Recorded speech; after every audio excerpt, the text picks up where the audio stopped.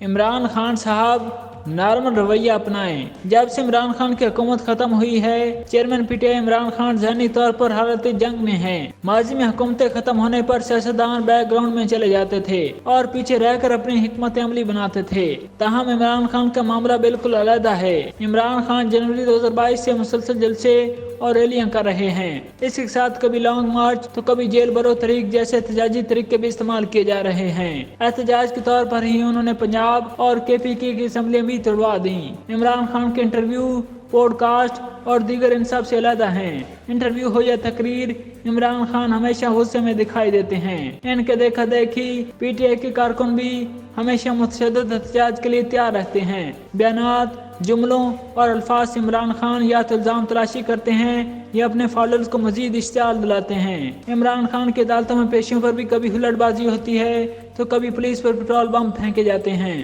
عمران خان کو گرفتاری سے بچانے کے لیے عدالتیں انہیں ضمانتوں پر ضمانتیں دے رہی ہیں۔ سپریم کورٹ بھی انہیں پنجاب کے الیکشن دلوانے کے لیے مقررہ سے ٹکرانے کے لیے تیار نظر آتی ہے۔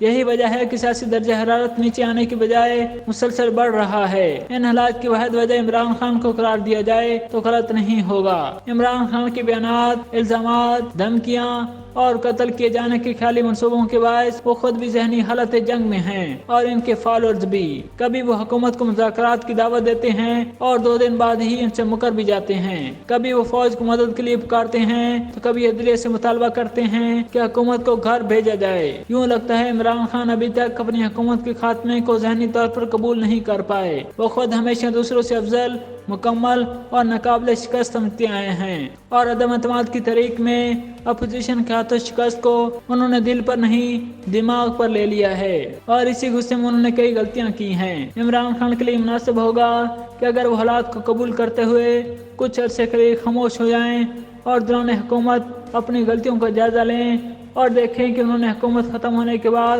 جو حکمت عملی اپنائی ہے اس سے بھی کوئی فائدہ ہوا ہے یا پھر نہیں، اور پھر ٹھنڈے دل سے سیاست شروع کریں۔ خود کو لیڈر کہنے والے شخص کو زیب نہیں دیتا کہ وہ ایک عام اکھڑ مزاج آدمی کی طرح مسلسل الٹی سیدھی باتیں کرتا رہے۔ عمران خان کو یہ یاد رکھنا چاہیے کہ زیادہ بولنے والے افراد زیادہ غلطیاں بھی کرتے ہیں۔